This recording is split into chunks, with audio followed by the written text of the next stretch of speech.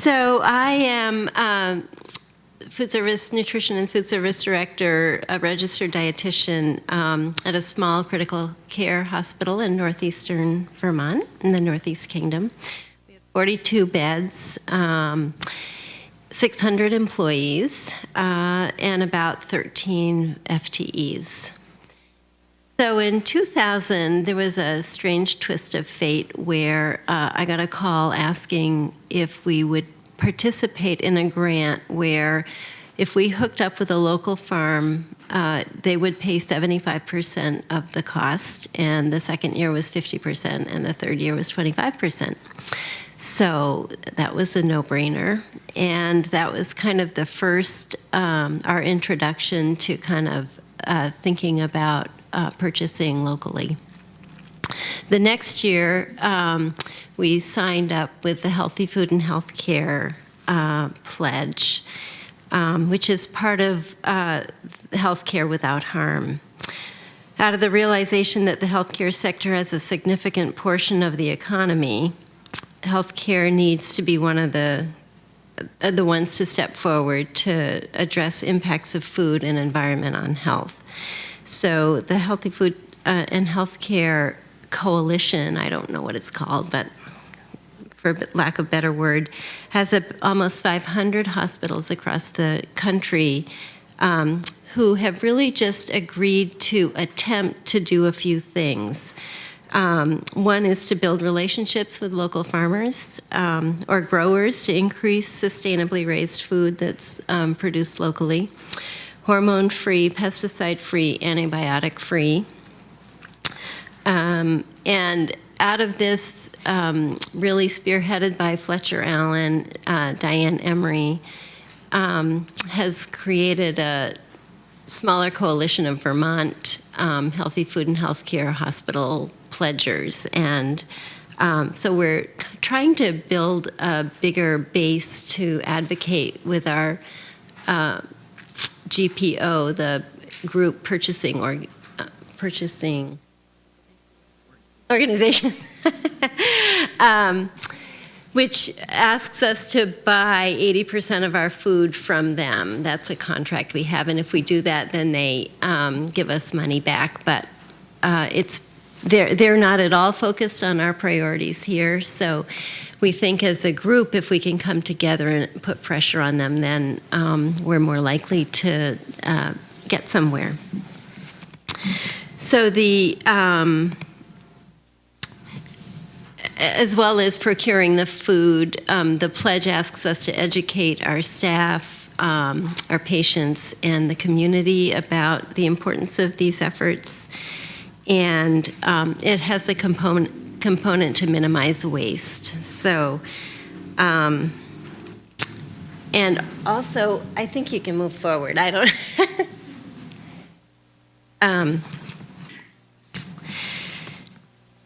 And one more. Also embedded in this is a federal push called Healthier Hospitals Initiative, and there's a nutrition component to that. And it asks that 15% of our food is purchased locally. It asks that, right now, our hospital is at about 30%. Some months we're at 40%. We do better in the summer. It asks us to purchase less than 20% of our beverages containing any kind of sweetener, artificial sweetener or sugar. And the third thing it asks us to do is to decrease the amount of meat we purchase by 20%. And each of those initiatives should happen in 3 years. So at NVRH, we have done some small, you can move forward, some small steps. That's how a small hospital operates. So we started out with the low-hanging fruit of no trans fats, no high fructose corn syrup. The friolator was gone before I got there 15 years ago. So everything we make now is homemade. And so in terms of the waste side of things, we've just started composting over the past year, so that was a huge step. Finding a place to send our compost was a big hurdle, and Highfields in Hardwick they're doing a statewide initiative to get all communities composting. But the little things we do, like no straws on trays and cloth napkins instead of paper napkins for patients. We used to wrap in plastic every cookie and every piece of bread that was served in the cafeteria, so we've eliminated all of those things. So, thank you.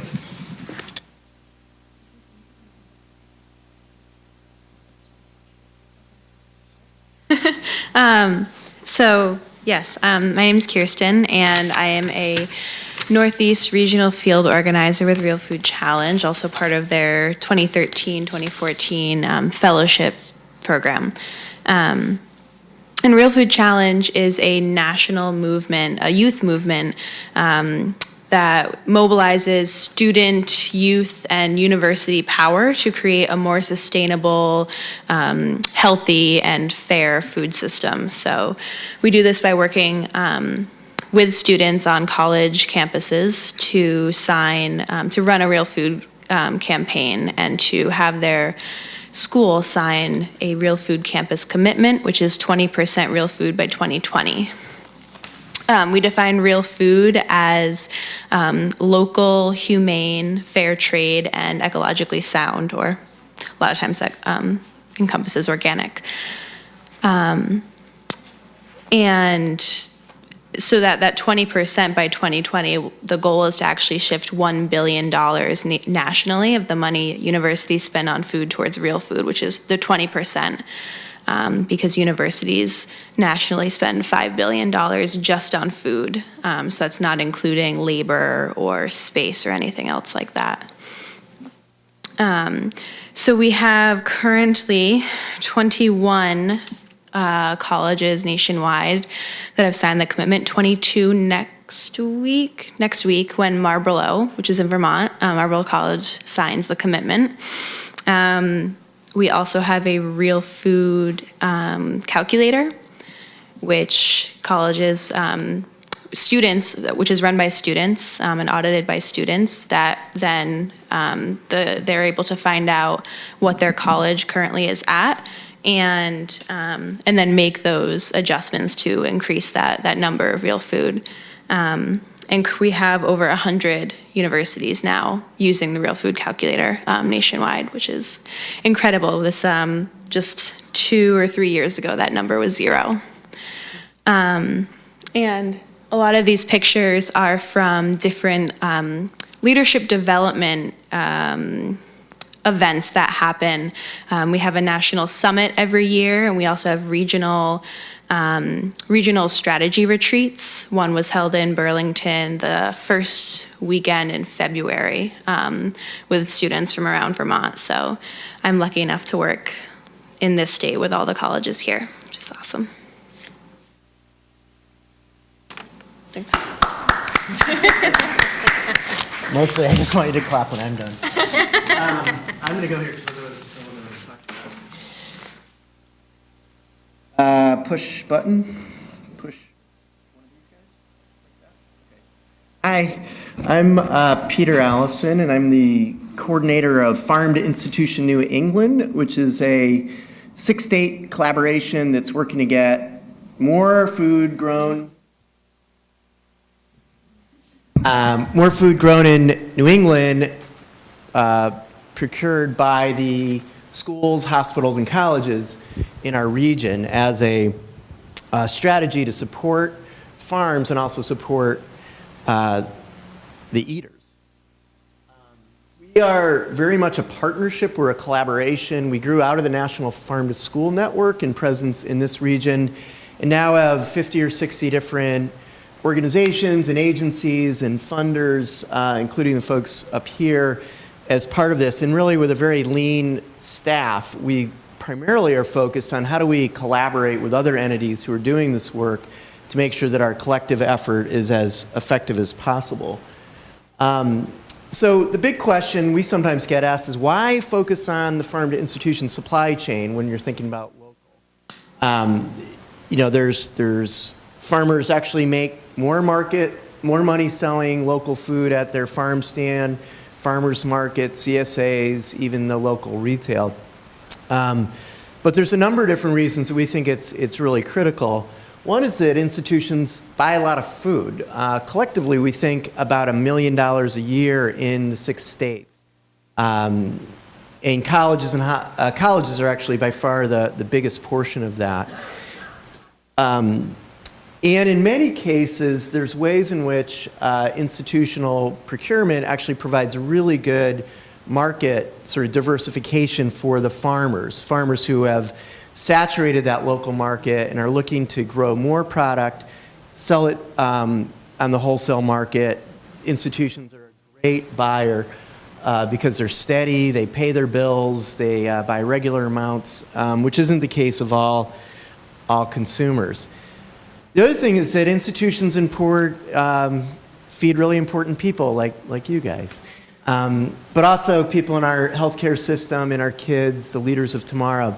So getting good, healthy, sustainably grown food into the mouths of the institutional consumers is really important, but also the connection between, just like this seminar, of people understanding where their food's coming from, we think has a really important connection to sort of the local food system and to health issues. So the next question is why focus on a regional strategy? We have a regional identity already with a football team in clam chowder. But also, a lot of our region actually isn't that big. It's 14 million people. It's about 72,000 square miles. But compared to other regions in the country, we're as big as just some states. And the other thing is that the distributors and the companies that deal in food don't abide by state boundaries. They drive their trucks across state lines, and the companies like Sodexo that provides food here have accounts all over the region. So we really feel that thinking about a regional food shed is really important. And one of those things is that there's an imbalance in terms of where the food's produced and who eats it. So Massachusetts has half the people in the region, about close to 7 million of the 14 million, whereas Vermont, we have about 4% of the population up here, but we produce 50% of the dairy and beef cows, and Maine has half of the acres of vegetable and berry production.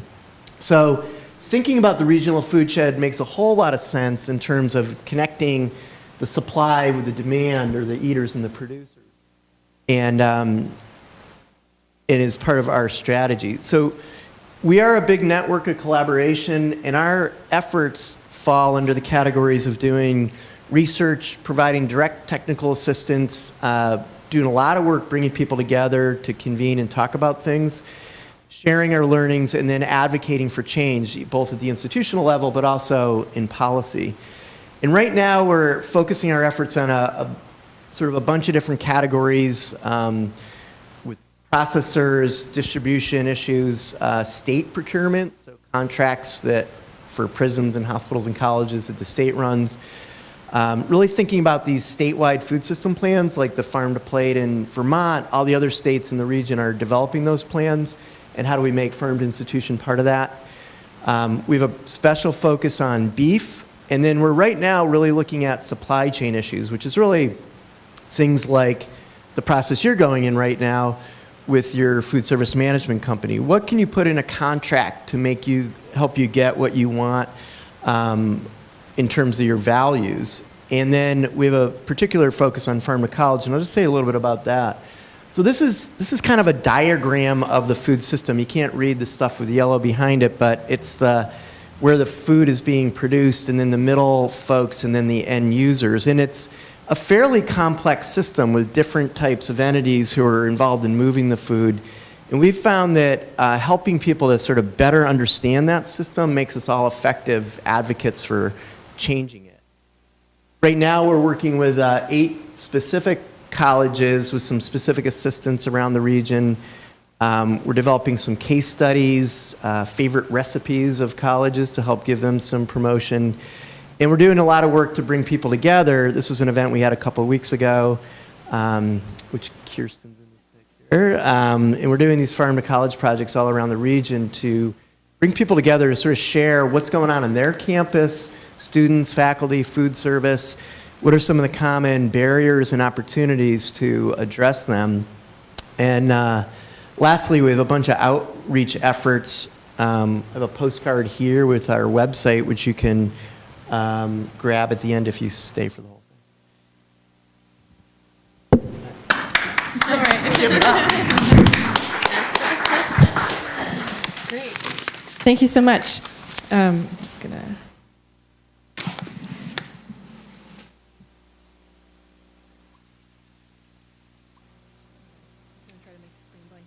How?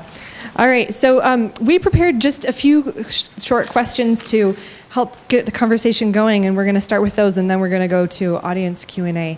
So I'm going to give you each 3 minutes, about exactly and approximately, to respond to the first question here is, what are some key strategies and actions to increase local and sustainably produced food procurement? And obviously we're talking at the institutional level for the most part. All right, I can go first. So with Real Food Challenge, we really have various strategies, but 2 primary tools that we use that I mentioned, the Real Food Campus Commitment, and then the Real Food Calculator. So if you think about the campus commitment with 3 spokes, accountability, purchasing, and power relations off of that. So these power relations, we acknowledge that there could be like a lack of collaboration, especially between dining, administration, and students. So part of the commitment, which is why we have the Real Food, in the case of UVM, the Real Food Working Group or the Food Systems Working Group, is to address that. So bring in all the voices, bring in the stakeholders, the students, and everyone into that to change that power dynamic. The second one, of course, is purchasing. So we set the goal, which is both measurable and time-bound, so 20%, 2020. Some schools have signed on up to 50%, which is awesome. So it's not just 20, it's whatever the school feels appropriate. And then accountability, so which is where the calculator comes in and actually measuring that. The students are the ones that that run the calculator. They're the ones that are crunching those numbers. One of the biggest problems in our food system is the obscurity. Where is all of this coming from? All of this food. What is in this? Who grew this? So to change that, we need to bring that information to light, which is why we have the calculator. And the students directly interact with this information, so they're actually speaking the same language as the dining. They're brought into that conversation. The students actually know what is coming in and out of their university now because of this tool. And then quickly, that last strategy that we've been working on more recently is actually talking with these 3 large companies. So the 3 biggest companies that hold contracts with the majority of universities in the nation are Aramark, Compass Group, and Sodexo. So we already have a transparency agreement with Sodexo. We're working on Chartwell's and Bon Appetit as well, which are Chartwell's and Bon Appetit fall under Compass Group. It's a subsidiary of Compass Group. So a transparency agreement essentially means that any student who wishes to run the Real Food Calculator on their campus has access to those invoices, which is huge. So we're working on those transparency agreements with these other companies as well. Ginny, strategies and actions. So we meet with the farmer. We've already met with them. The 2 growers that we contract for vegetables. And I think it just requires flexibility in your menu. So you got to be able to use the food they have available at that time, and then you need to make sure they can have the food available to you when you need it. So it's an ongoing dance, but I think when you can plan well and have good communication, and you have cooks that are flexible and willing to, use their creative powers, then it can work. Educating the cooks and the staff is really critical in terms of promoting what we're doing and helping people understand the benefit that they get from this. And then participating in the Vermont Coalition, the Healthy Food and Healthcare Coalition, allows us to share our successes. And so when somebody finds a great place to buy chicken that's sustainably raised and it's affordable, then we can all join in with that. And the other thing that's really important in our situation is that we have a completely supportive administration. So they don't ask us how much this is costing, or they just know it's the right thing to do, and they say, go for it. A lot of the things I was going to say I think have been covered, but I guess the highlights is really thinking about the food system as a system and trying to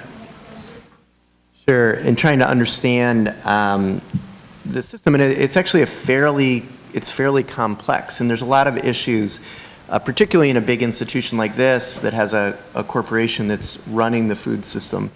And one of the things that I would say is that, I think Real Food Challenge does a great job of organizing and developing leadership and pushing on the system from the student perspective, which is really critical. And I think a complementary component to change is to really put yourself in the shoes of the businesses that are growing the food, distributing the food, and selling it. And the more you understand their perspective, you're going to be more effective at creating change. The other thing is to give credit where credit's due to folks that are making that change. I think it can have a really big impact. And I agree with Ginny in terms of working in coalition. The power of people working together on the system is really critical. Great, thank you all.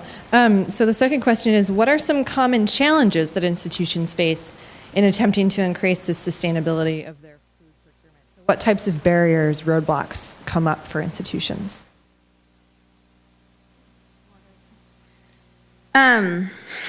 So there are a couple challenges that I see over and over again through my experience with Real Food Challenge.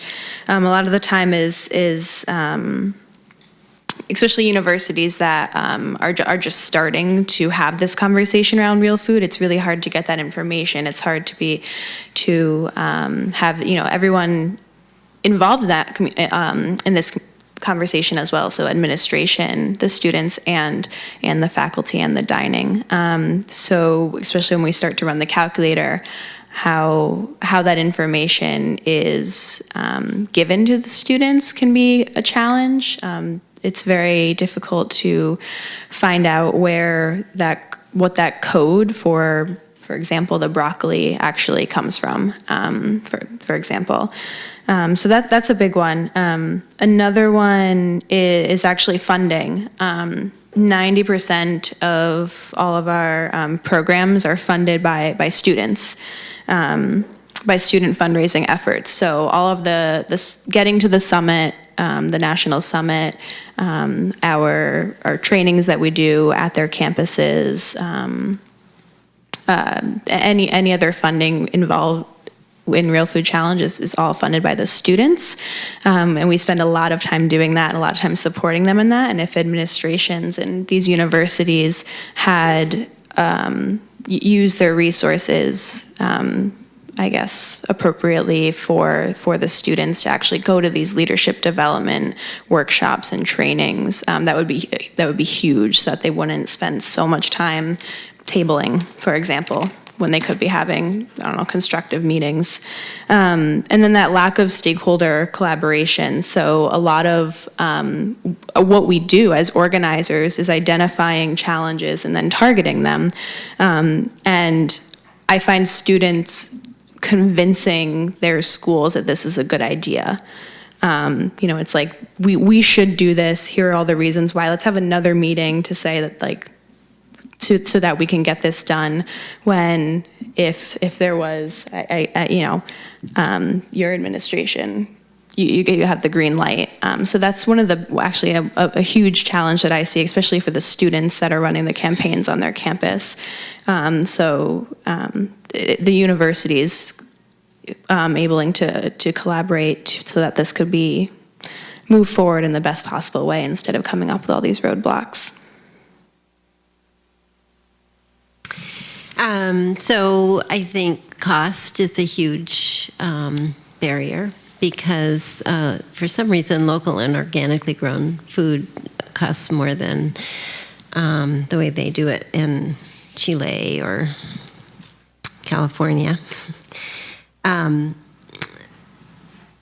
then, as I said, the timing of the food, how to get it to us when it's fresh and peak. And then the challenge that with the GPO, they're not really tracking where their food comes from or giving it the value of organic or hormone-free that we need to have in order to know that we're getting food that we're wanting to eat. So putting pressure on the GPO to provide that information and maybe to start trying to source food more locally would be a big help to us. And also just helping people to realize that in the United States we spend less a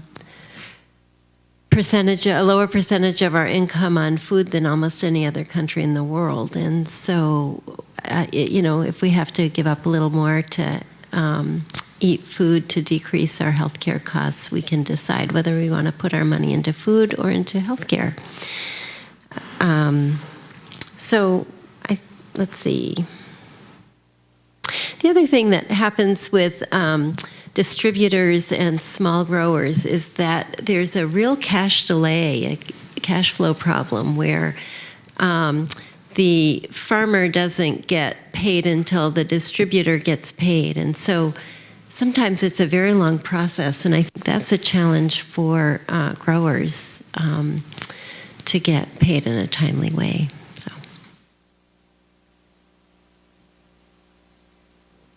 Last, you guys took all the good ones. You can go first next time. Yeah. No, I mean, the sort of classic challenges of sourcing local in New England are that we have a short growing season, that a lot of our land has been transitioned to other purposes than agriculture, that we have a lot of small and medium-sized farmers. The institutions that are buying have, the challenges for them are price and the quantity of supply, sometimes the form that the product comes in. If a food service operation needs something that's processed or pre-cut or prepared in a certain way, that can be a challenge. Another challenge that we find is sort of the focus on what we call hyper-local.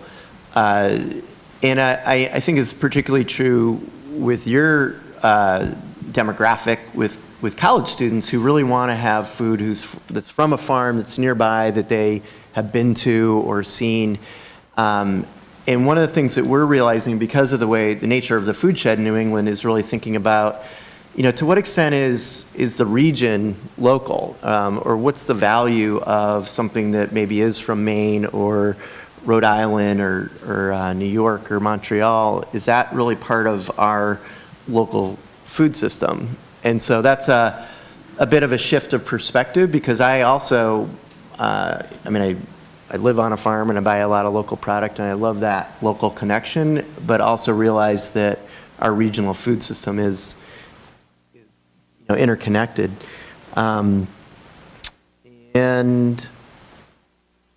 No, I guess that's it. I mean, I think there was a forum actually here just a couple of years ago that Brian and other folks from Sodexo put on with the Farm to Plate initiative, and they really walked through the issues around sort of liability and what it means to get a new local farmer on the vending contract for the company. And so the challenge of people sort of just not understanding all the rules of the game make it really hard for a small or medium-sized farmer to start acting in that. And even some distributors, people who are in the business of aggregating and moving food, who see the institution as a big potential market, there's a lot of sort of rules and policies that are either, public policies or institutional or corporate policies that can get in the way. They're not insurmountable, but it's important to take stock of them.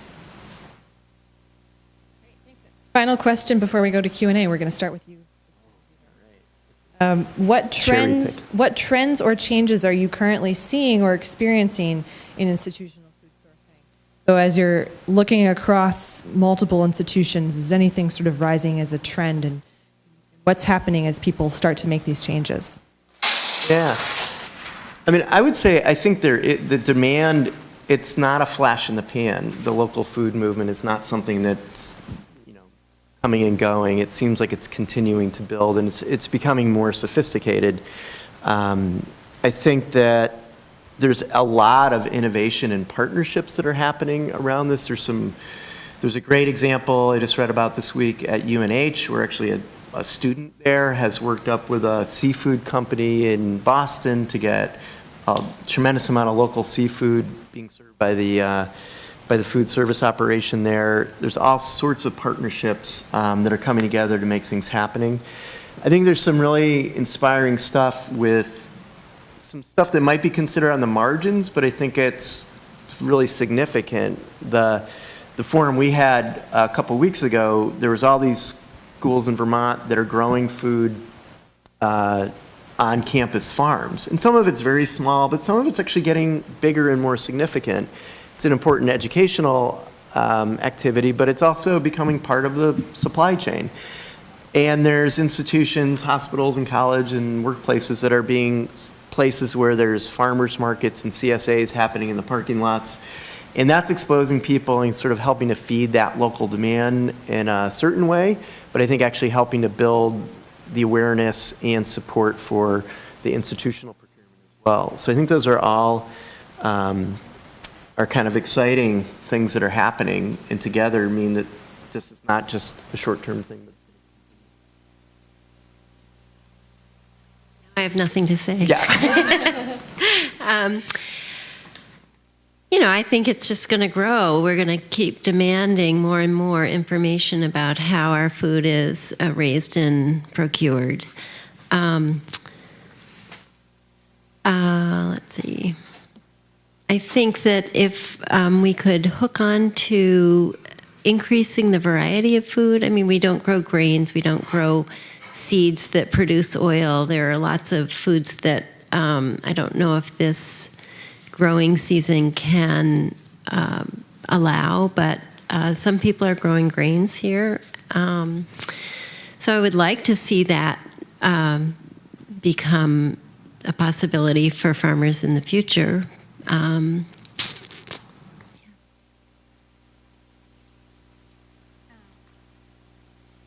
One of the biggest trends that I've seen through working with students on their campuses is this sense of pride and passion for their local and community food system, which I think it's awesome. It's extremely important, and at the same time, in Real Food Challenge, it was one of the first slides up there, the Real Food Wheel, which focuses on producers, communities, consumers, and the earth. And I think it's incredible that we're focusing on, just our local community to continually analyze and have that